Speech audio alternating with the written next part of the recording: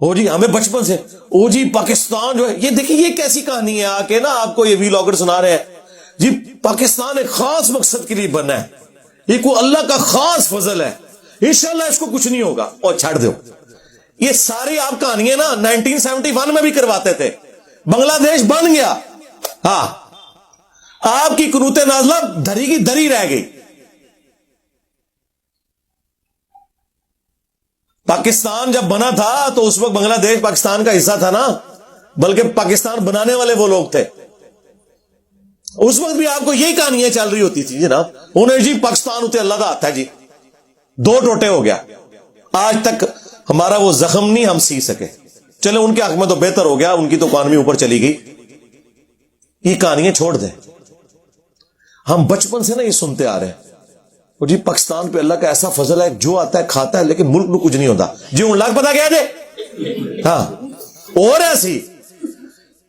وہ اندر ساری خرابی سی، وہ آخری ٹائم ہی پتا لگتا ہے کہ 4th سٹیج دا کینسر ہو چکیا ہوا ہے، وہ دیمک بھی جب درخت کو چاٹتی ہے نا تو باہر ایک ہلکی سی چھال رہ جاتی ہے، وہ اینڈ میں جا کے پتا چلتا ہے اوہو کھایا جا رہا تھا، وہ جو اوپر پردہ تھا وہ یہ تھا، بقول عمران خان صاحب کے کرائے کے قاتل ہم لوگ بنے ہوئے تھے، بیساکھیاں انہوں نے ہمیں دی ہوئی تھی، اور ان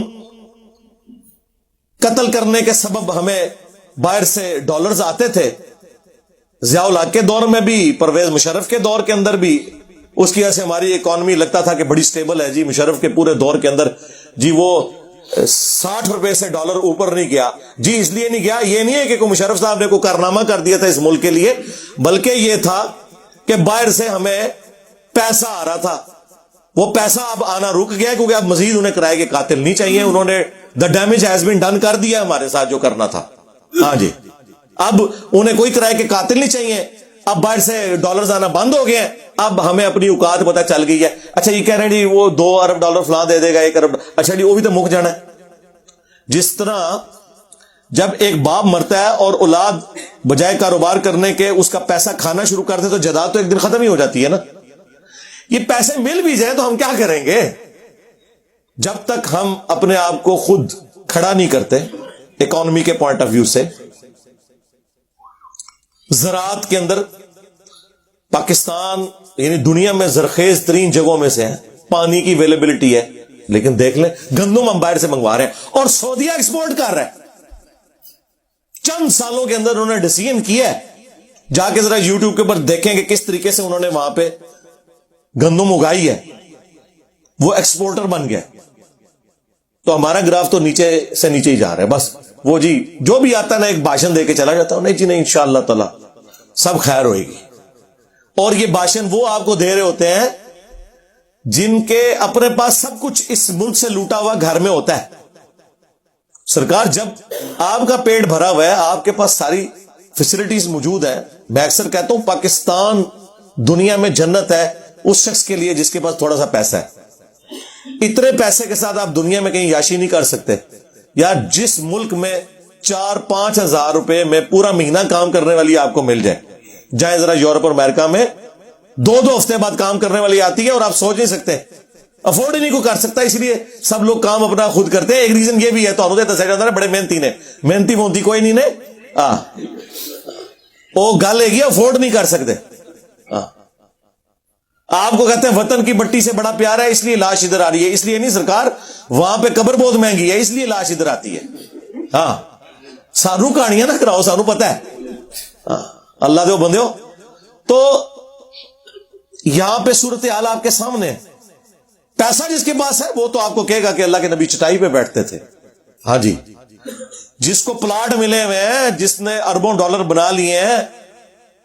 جبکہ اس کی پوری زندگی کیا اس کی پوری نسلوں کی تنخواہیں اتنی نہیں تھی جتنے اس نے ایسٹس بنا لیے ہیں، تو ظاہر ہے کہ وہ ہر سال ایک نیا ترانہ ریلیز کر کے آپ کو سنائیں گے اور آپ جھومیں گے۔ یہ باتیں ہم اس وقت کرتے تھے جب یہ باتیں کرنے پہ پی ٹی آئی والے ہمیں کہتے تھے علی بھائی آپ کو کچھ پتا نہیں، ہاں ہوں پتا لگا کنوں پتا ہے، تواڈے وڈے نو یا منو، ہوں تواڈا وڈا بھی وہی گلاں کردا ہے جڑیاں میں کرنا، ایک لادہ بات ہے کہ وڈا ہوں بہت ہی آگے نکل گیا. تو اللہ سے ڈرے, ریالٹی کو سمجھیں, یہ جذباتی باتیں چھوڑ دیں. اللہ خیر کرے گا, اللہ تب خیر کرے گا. اللہ تعالیٰ نے واضح سورۃ الانفال میں فرمایا کہ اللہ تعالیٰ نے کبھی کسی قوم سے نعمت نہیں بدلی جب تک کہ وہ خود ایسے کرتوت نہ کر لیں کہ اللہ تعالیٰ ان سے نعمت وہ چھین لے. اسی کو وائس ورسا کر لیں کہ اللہ تعالیٰ کسی قوم کی حالت کبھی بہتر نہیں کرے گا جب تک کہ وہ اپنے حالات و واقعات کو دیکھتے ہوئے اپنے حالات و واقعات کی روشنی میں تناظر میں ایفرٹ پٹ کر کے اپنے حالات بہتر نہیں کر لیتا. اللہ تعالیٰ نے کیوں حالت بدلنی ہے؟ اللہ نے دنیا کو اس باپ کے ساتھ جوڑا ہوا ہے. یہ نہیں ہے کہ آپ نے دروشی پڑھنا ہے تو آپ کا پیٹ بھر جانا ہے, 10 دفعہ سورہ اخلاص پڑھنی ہے تو آپ کی پیاس ختم ہو جانی ہے. نہ سرکار, ایسے نہیں ہوتا. پتہ ان کو بھی ہے کہ ایسے کچھ نہیں ہوتا, لیکن بس قوم کو تسلیوں پہ لگایا ہوا ہے. اور قوم بھی آپ دیکھ لیں ماشاء اللہ تعالی, ہر گھر میں 1-2 پاگل موجود ہیں جو بیچارے پوری فیملی کے لیے کمائی کرتے ہیں. پاکستان میں تو یہی ہے. آج یہ باہر سے ریمیٹنس ختم ہو جائے, آج یہ چیریٹی والا معاملہ تل پٹ ہو جائے, تو آپ دیکھیں ادھر کیا حالات و واقعات بنے. اللہ نہ کرے کہ ایسا ہو. دعا تو ہم کر سکتے ہیں, لیکن جب تک کرتوت اپنے ٹھیک نہیں کریں گے, ہر بندہ ایمانداری کے ساتھ اپنا کام نہیں کرے گا, بجائے ایک دوسرے کے کاموں میں لچ تلنے کے اپنے کاموں کے اوپر توجہ نہیں دیں گے,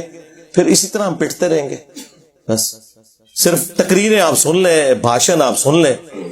باقی جو ہے وہ صورتحال آپ کے سامنے.